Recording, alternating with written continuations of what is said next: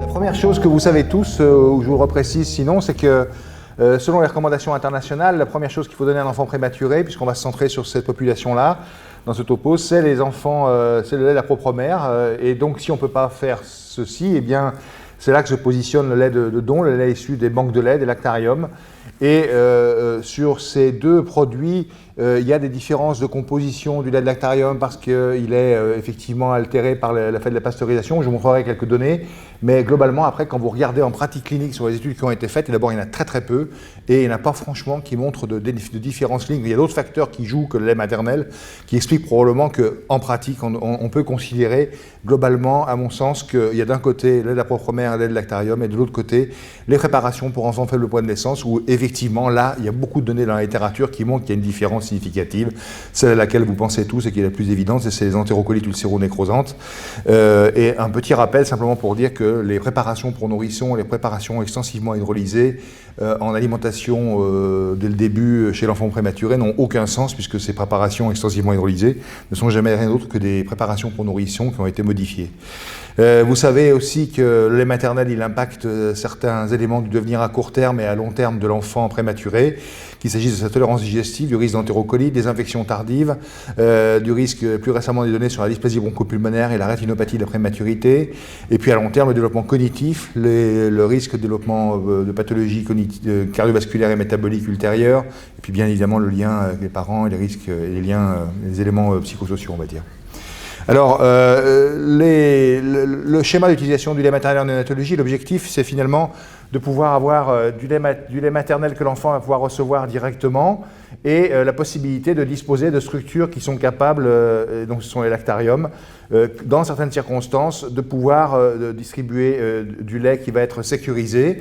Et on va aborder un petit peu ici les questions qui sont relatives à cette sécurisation du point de vue microbiologique, mais l'objectif dans lequel nous avons travaillé, à la fois au niveau des lactariums et puis au niveau du groupe sur le lait cru auquel j'ai eu l'occasion de participer, c'était bien cet objectif-là. Notre objectif, c'est de fournir le maximum de lait maternel au maximum d'enfants prématurés. Alors qu'actuellement dans les services se limitent, et quand la mère n'a pas de lait, ils le donnent jusqu'à ce qu'il puisse, avec du lait de lactarium, jusqu'à 1,2 kg quand ils peuvent, 1 kg, 1,2 kg, 1,5 kg. Le plus souvent dans le monde, c'est 1,5 kg, mais on voit que les gens se rédiment par rapport à tout ça. Et le fait de pouvoir donner plus de lait cru, l'objectif, c'est pas de remplacer le lait de lactarium. Pour moi, dans mon esprit, c'est clair que c'est pour faire en sorte que, comme il y aura plus de mères qui allaiteront leur propre enfant, on pourra prendre avec le même nombre de donneuses, donner le reste du lait à des enfants prématurés dont la mère ne peut pas allaiter. Voilà, donc ça, je pense que c'est important de le préciser.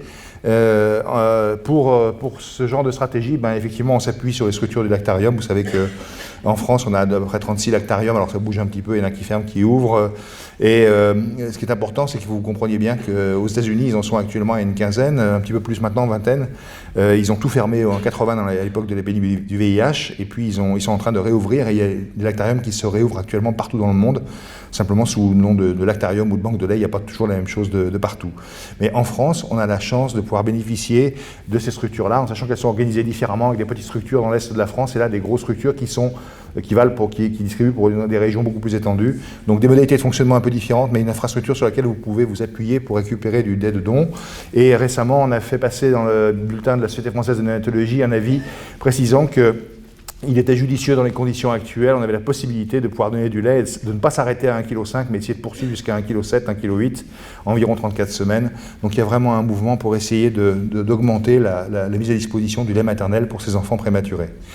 Alors c'est vrai que quand on parle de lait maternel, finalement ça recouvre un grand nombre de réalités, du lait de don, la propre mère, du colostrum traditionnel, du lait mature, du lait de début ou de fin de tétée, du lait cru pasteurisé, lyophilisé. Vous savez que le lactarium de Marmande, après l'avoir pasteurisé, le lyophilise, ce qui rend de grands services dans beaucoup de services en France et outre-mer. Et lors de la crise récente de Bacillus, on a eu l'occasion de pouvoir subvenir aux besoins d'un grand nombre de prématurés grâce à ces éléments-là.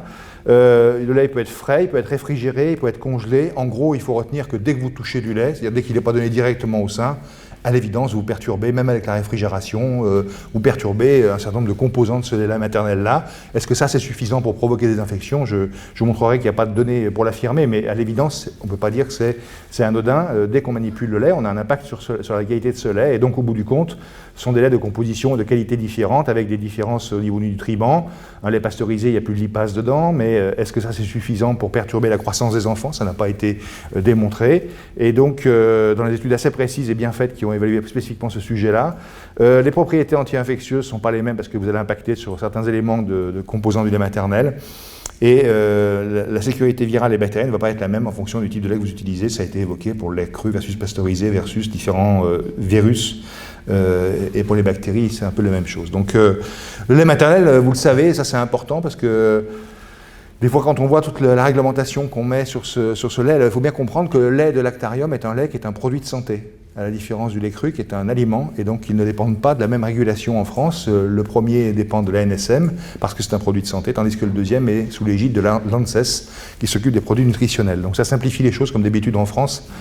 Et donc, quoi qu'il en soit, des fois, c'est pas toujours facile dans les discussions avec les autorités administratives de faire comprendre que c'est quand même un produit qui n'est pas stérile au départ. Bon, alors ils sont habitués. Actuellement, la biovigilance du lait maternel est au niveau de celle de la greffe d'organes. Or, quand vous prenez des transplants de poumons, de cornée, ils ne sont pas stériles non plus. Donc, ils sont habitués aussi un petit peu à ce genre de choses. Mais on a un écosystème dans le lait maternel qui est complexe, qui reflète du biotope maternel. Il peut contenir des germes qui sont pathogènes ou potentiellement pathogènes. Mais il faut savoir que physiologiquement, un enfant à terme qui ingère 800 ml par jour, va ingérer une certaine quantité de bactéries vivantes, dont un certain nombre qui sont des probiotiques, bifido, lactobacilles, qui sont assez intéressants potentiellement pour la santé de ces enfants. Et vous avez ici une petite liste, et donc je vous laisse regarder 2 secondes, et il y aura une interrogation donc, à la fin du topo, pour que vous puissiez me donner tous les noms. Et, regardez bien celui-ci, très important, le stéréno... Voilà, d'accord. Donc, et une étude très intéressante sur la composition de la flore du lait maternel a été publiée par les Nord-Américains, et c'était sur 16 mères qui ont accouché à terme. 3 prélèvements espacés d'1 à 2 semaines, donc ce n'est pas des prélèvements sur 3 mois d'hospitalisation, mais ils ont utilisé le pyroséquençage, une technique assez complexe qui permet d'investiguer, qui sont assez récentes, assez nouvelles, et qui montrent 2 choses. La flore est extrêmement complexe. Alors, je vous ai souligné ici en bleu, vous voyez, le bleu et le rouge, c'est ce que vous trouvez le plus souvent. Et en fait, regardez, c'est le Streptococcus et Staphylococcus. Donc, c'est des espèces que vous allez trouver assez souvent, mais globalement, la flore, elle est complexe. Elle est assez stable dans le temps, et dans cet article, il y a des figures qui sont assez intéressantes, dont une qui vous montre la complexité, puisque là vous avez les 16 mères, et il y en a qui ont 100 espèces et d'autres qui ont 600 espèces. Mais dans le temps, finalement, les espèces qu'on retrouve tout le temps, c'est assez stable, le nombre il n'est pas si important que ça, et finalement, ce qu'il appelle le core microbiome, c'est-à-dire les espèces que vous allez retrouver un peu tout le temps chez toutes les mères, ça reste toujours celles-ci, qui sont listées ici, dont en tête de gondole le Staphylococcus et le Streptococcus. D'accord ? Donc c'est finalement une flore qui est, soi-disant, qui peut être très complexe, mais qui finalement est relativement simple, parce que c'est toujours un peu les mêmes germes qu'on va retrouver, qui vont dominer. Alors en plus, ce qu'on sait maintenant, avec ces études encore un peu plus récentes, c'est que l'environnement, c'est le mode de naissance, et puis la pathologie maternelle type obésité, peut avoir un impact sur la composition de la flore. Mais vous voyez bien qu'on n'arrive pas encore à faire des relations entre ces différentes variations et le devenir des enfants. Pour l'instant, les investigations permettent de mettre la loupe un peu plus précisément sur ce qui se passe dans le lait maternel et de bien comprendre la complexité de ce biotope. Et le risque que cette flore, quand elle est présente en quantité habituelle, devienne pathogène, il est très très faible, notamment chez l'enfant à terme bien sûr. Chez le sujet sain, il n'y a pas de souci. Elle contribue même à défendre contre les agressions infectieuses, et des études assez nombreuses qui ont montré le fait qu'une flore du lait maternel qui soit assez riche puisse permettre de neutraliser certains germes au niveau du lait maternel même quand il y a une contamination. Et c'est un point sur lequel on reviendra. Chez le prématuré, l'association d'une flore commensale et d'une flore issue de la contamination peut, elle, induire un risque, et on sait très bien que ce risque-là, il est d'autant plus important que l'enfant est immature. Alors vous avez différents moments auxquels vous pouvez contaminer le lait. Si le lait est donné directement au sein, vous allez me dire c'est super, pas de risque, c'est pas vrai. Vous savez très bien que si on ne nettoie pas bien la peau, si on ne fait pas attention, il y a un risque de contamination. Vous savez quand même que dans la salle, vous avez 200 personnes, et vous savez qu'on est avant l'été, il y a 30% d'entre vous qui excrètent du staphylocoque doré plein les narines. D'accord ? Et ils feront la même chose à l'automne. C'est des sécréteurs de staphylocoque doré, ils en mettent de partout. Hein, d'accord ? Donc ça veut dire, vous pouvez, si vous ne faites pas attention, non, vous n'allez pas, ne vous en fiez pas. Mais c'est quelque chose qu'il faut savoir rappeler, notamment aux professionnels qui travaillent dans les services de néonatologie, parce que, bon, voilà, donc directement au sein, il y a quand même un risque, il peut y avoir des mastites qui se développent, et c'est un grand classique, on a tous vu des sepsis sur des mastites qui n'étaient pas suivies, des moments qui n'étaient plus suivis par les sages-femmes parce qu'elles sont sorties de la maternité, que le bébé est encore en néonate, et vous vous retrouvez avec une infection sur une mastite qui a été mal prise en charge. Ça arrive, donc le lait cru tiré puis donné, parce que même si on veut le donner, souvent la maman doit le tirer éventuellement à domicile ou autre, eh bien au moment où il y a beaucoup de discussions sur les tire-laits, il y a différents systèmes de tire-lait, on pourra en parler pendant des heures, le biberon, les seringues, tout ça, quand vous allez transvaser votre lait, il y a des risques de contamination. Quand vous faites la même chose, que vous le stockez en réfrigération, congélation, bah, à ce moment-là aussi, vous pouvez faire de la contamination. Si vous avez par exemple, le grand classique, c'est le frigo qui a une température qui en fait n'est pas du tout à 4 degrés, mais qui va être beaucoup plus haut la plupart du temps. Donc est-ce que la mère qui va stocker du lait chez elle, elle a bien contrôlé que la température de son frigo est à peu près stable? Le lait pasteurisé. Le lait pasteurisé, bien évidemment, là vous introduisez en plus tout le traitement, les manipulations du lait. Il peut y avoir des contaminations à différents moments et c'est listé ici. Vous voyez, collecte, manipulation, c'est juste pour citer les différentes publications qu'il y a eu sur le sujet. Et à Nantes, ils avaient eu un cas de contamination d'un pasteurisateur. Si vous utilisez un pasteurisateur tout pourri, et je vous promets que c'est arrivé en France, pas très loin de chez nous, parce que était proposé au marché de l'hôpital en question un pasteurisateur, en gros c'était pour Ken et Barbie, hein, mais c'était pas du tout pour faire de la pasteurisation du lait. C'était pas sérieux comme produit, mais c'était pas cher, donc les gens l'ont acheté et c'était la catastrophe. Et donc pasteurisation, transport, délivrance à chaque étape, et les germes qui ont été retrouvés dans toutes ces publications les plus fréquents, c'est Staphylococcus coagulase négatif, Staphylococcus aureus et Enterobactéries.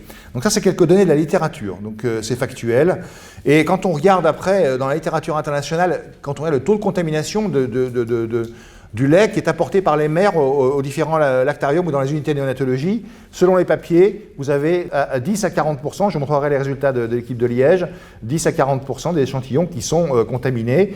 Pour ce qui concerne les lactariums de France, pour vous faire toucher du doigt la réalité, et Dieu sait si avec Virginie et tous les gens qui travaillent dans le lactarium, on se bagarre pour réduire ce taux, mais vous avez 16%. Alors 16%, bon, 16%, ouais, mais quand même, c'est 75 000 litres de lait collecté par an, donc ça veut dire qu'il y a 12 000 litres qui passent à la poubelle, parce que la charge bactérienne est trop élevée quand le lait est donné au lactarium. Vous savez, quand elle dépasse un certain niveau, on ne pasteurise pas le lait, on le détruit. Donc, ne serait-ce que pour cette raison-là, et donc on a des critères qui sont présentés ici. Au-delà d'un certain niveau de contamination, on va détruire le lait, et donc dans 16% des cas, dans 16% du volume de lait qu'on reçoit, on va être obligé de le détruire pour des raisons microbiologiques.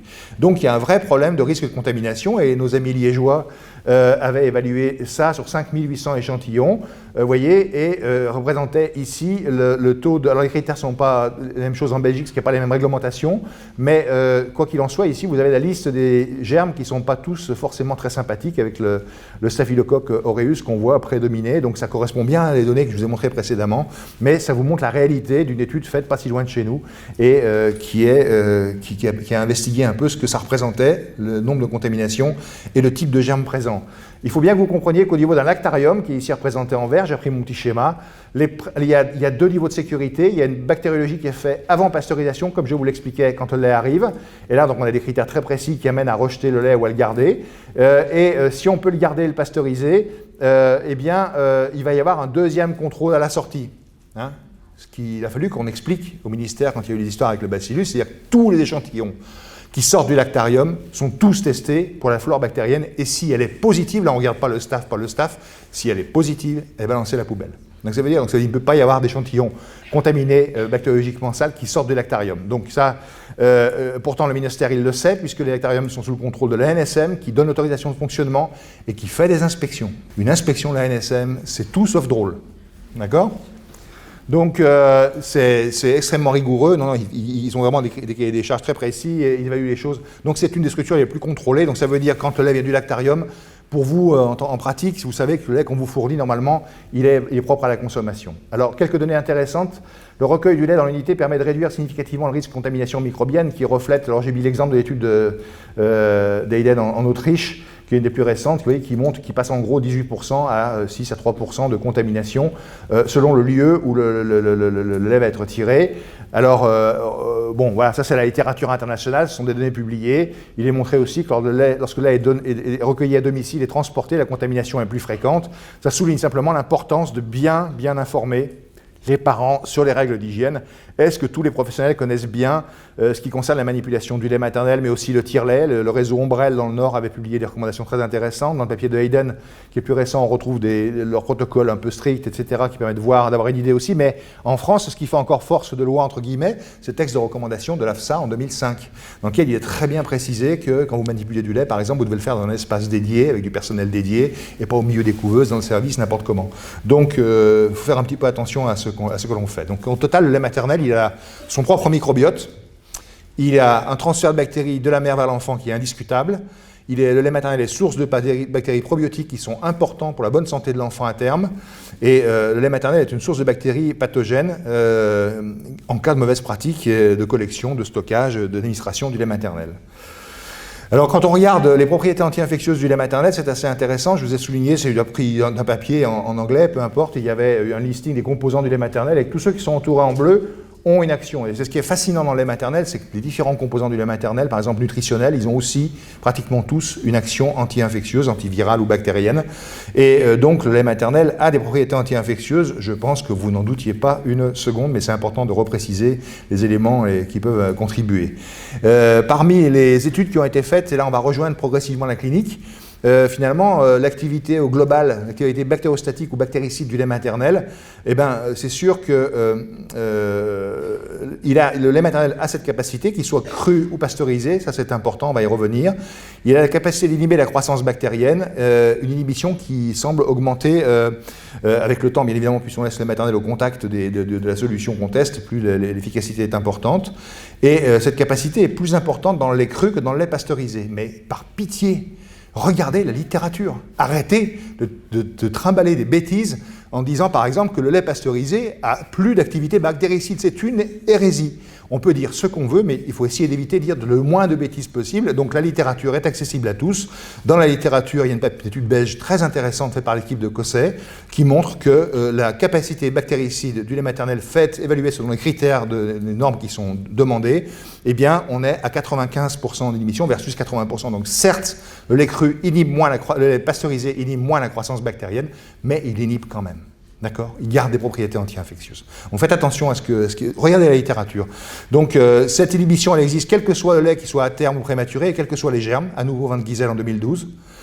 L'activité bactéricide est efficiente pendant au moins 48 heures si le lait est conservé dans de bonnes conditions. Et certaines études ont suggéré que quand le lait était fortifié, cette capacité était altérée. Et donc on considère que ce n'est pas judicieux de garder du lait réfrigéré, fortifié et réfrigéré pendant plus de 24 heures. Ce qui se fait habituellement dans les unités, on garde rarement du lait au-delà de 24 heures une fois qu'il est fortifié. Alors, considérant l'impact des propriétés de la réfrigération et de différents process sur les propriétés anti-infectieuses du lait maternel, concernant la réfrigération, elle ne modifie pas vraiment, alors ça dépend des études, c'est très variable parce que les conditions d'études sont assez différentes, mais j'ai pris des études récentes qui ne trouvent pas de modification significative sur les protéines fonctionnelles, que ce soit lactoferrine, lysozyme, immunoglobulines sauf les IgG.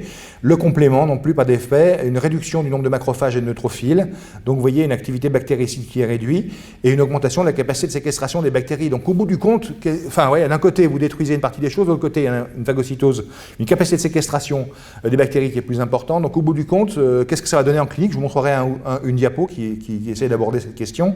Mais vous avez à l'évidence, dès que vous êtes à l'étape de la réfrigération, quand vous dites je vais garder le lait, je ne vais pas le pasteuriser, je vais le garder au frais pendant 24 heures, vous êtes déjà sur un impact sur le lait maternel. Mais ça, vous ne pouvez pas l'éviter, les prématurés.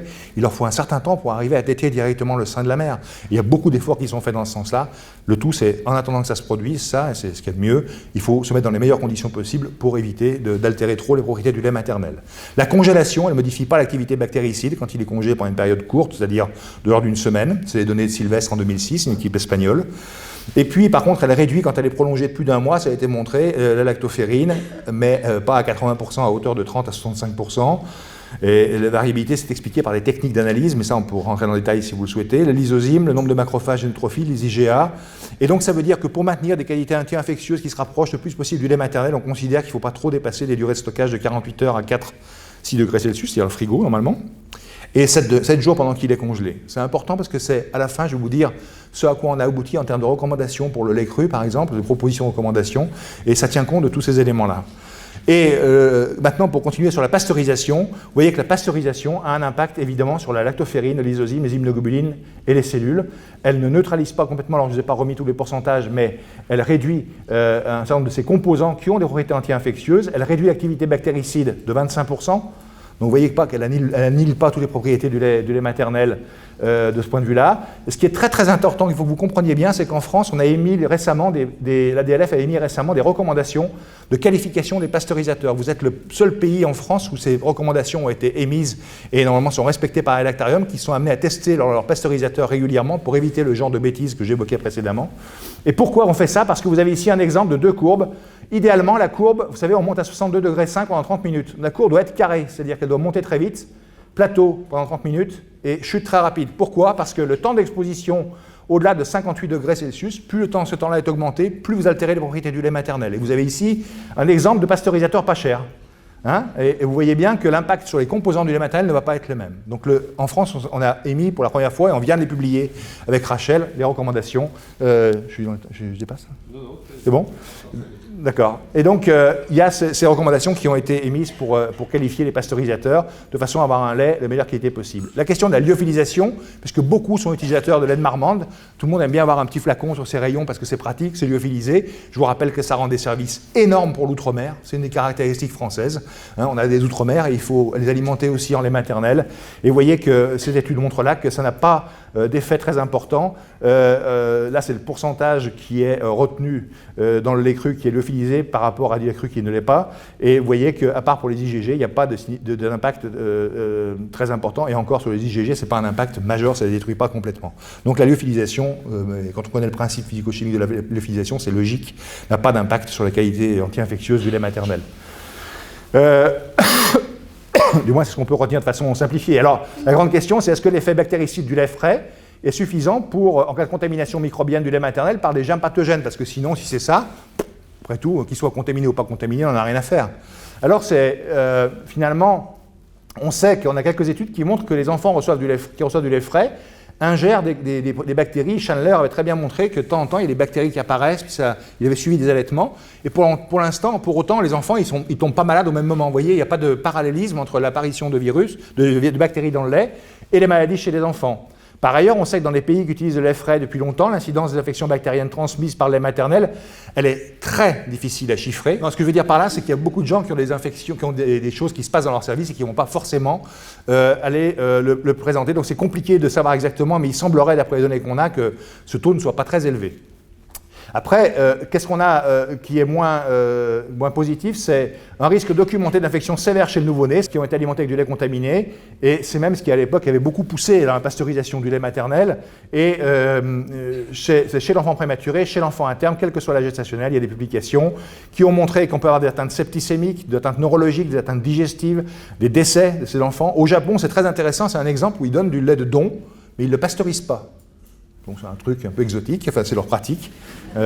Comme les Japonais ne publient pas beaucoup leurs résultats, c'est compliqué de savoir la réalité, mais bon, on arrive à savoir petit à petit. Ce qui est important, c'est ces papiers de Nakamura qui a été publié récemment, qui montrent deux choses. C'est que quand vous regardez bien, ils demandent un consentement après avoir informé les parents concernant le risque de transmission de pathogènes. Vous voyez, donc ils informent les parents, ça je crois que c'est vraiment un maître mot. Vous faites ce que vous voulez dans vos services, parce que nous on va vous dire, on pense qu'il faut faire comme ci ou comme ça. Vous pouvez dire par exemple le CMV, moi je considère que je peux en donner du lait cru à tout le monde et qu'il n'y a pas de risque pour le CMV.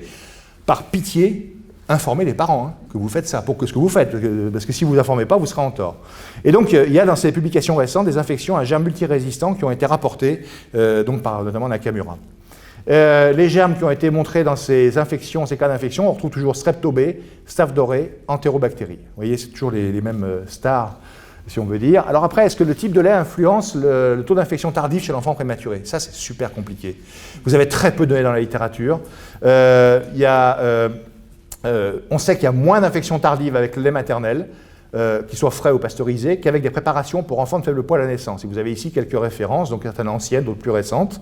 Mais en gros, c'est sûr que le fait d'avoir du lait maternel semble être quelque chose qui est favorable pour réduire le taux d'infection tardive. Moi, je ne sais pas, mais dans mon service, il y a les infections tardives, il n'y en a pas quasiment chez les enfants qui ne sont pas en alimentation parentérale. Et donc, pour ce qui me concerne, il est clair que, pour moi, le principal impact de lait maternel, c'est probablement qu'il améliore grandement, étant donné précocement, la maturation du tube digestif, la tolérance alimentaire, et qui permet de réduire les durées de parentérale. Et à ce titre, il réduit le taux d'infection tardive. Mais il semblerait que certaines études montrent que c'est un facteur, par un facteur indépendant. Il y a d'autres éléments probablement qui peuvent intervenir. Mais globalement, en tout cas, le fait de recevoir du lait maternel est favorable par rapport à des préparations pour enfants de faible poids à la naissance, qui ont d'énormes qualités, mais qui n'ont pas bien sûr toutes les qualités du lait maternel. Ça, c'est évident.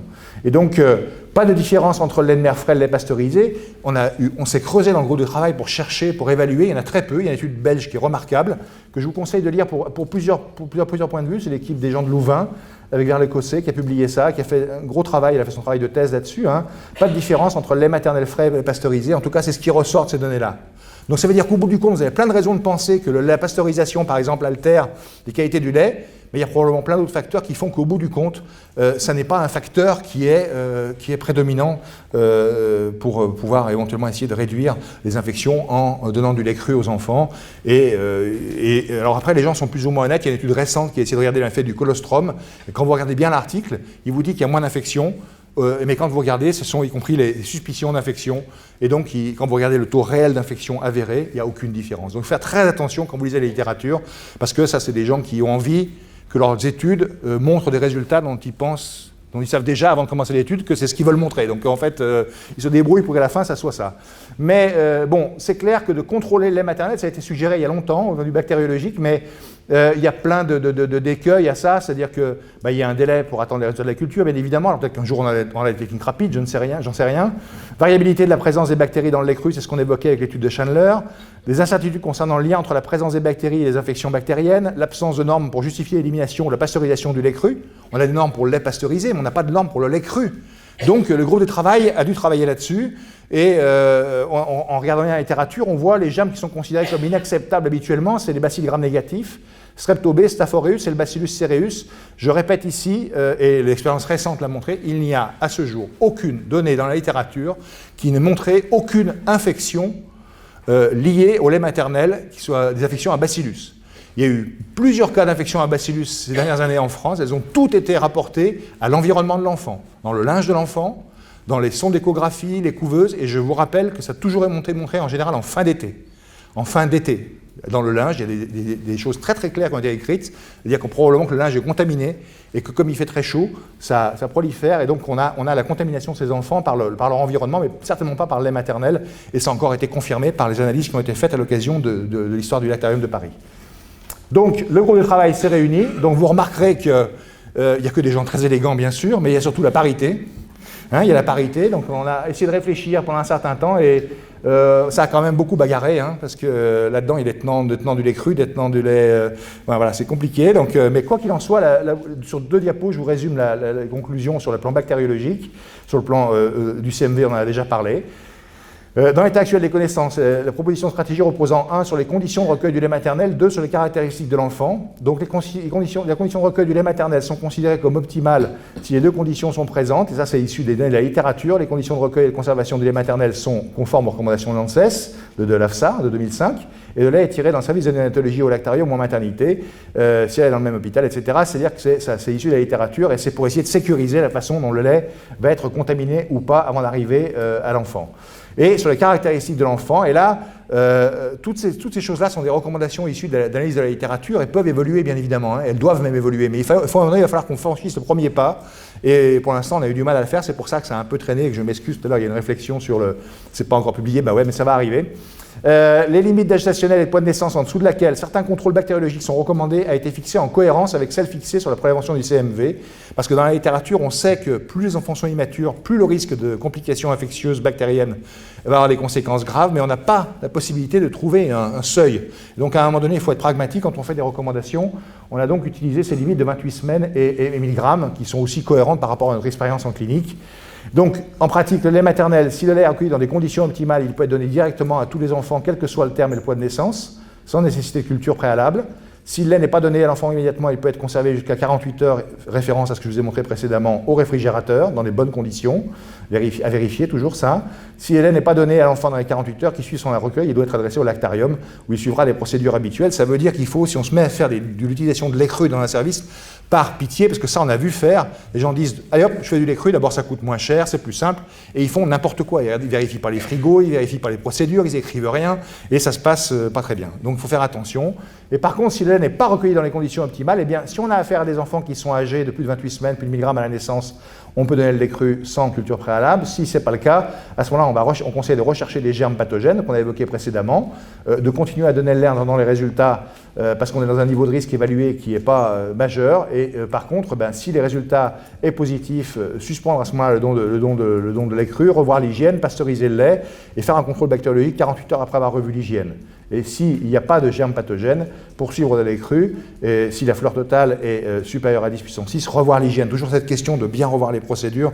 Donc on voit bien que toutes ces histoires-là nécessitent de beaucoup travailler avec les professionnels et les parents pour faire en sorte que les conditions de recueil du lait soient correctes. Donc je terminerai par cette diapo en disant que nos objectifs sont une fois de plus de couvrir les besoins en lait maternel de tous les enfants prématurés hospitalisés en néonatologie. Je vous dis qu'actuellement, avec le lait de lactarium, on avait estimé qu'on couvre à peu près la moitié des besoins. Et donc, il faut qu'il y ait ce complément de lait frais et de lait pasteurisé. On n'y arrivera que comme ça. Il y a une balance bénéfice-risque. Bénéfice, on diminue les complications, on améliore la relation mère-enfant, mais évidemment avec la question du lait frais, notamment. Mais on va induire un certain nombre de risques, mais qui sont tout à fait contrôlables. La question des infections, on n'a fait qu'en parler depuis tout à l'heure. L'autre risque par rapport à l'utilisation du lait cru, c'est qu'on fasse n'importe quoi en termes de fortification et que finalement les enfants aient une couverture de leurs besoins qui ne soit pas satisfaisante et qu'ils aient un défaut de croissance dont on sait qu'il peut avoir des complications, il peut lier à des complications associées à des moins bons développements à plus long terme. Voilà, je vous remercie de votre attention.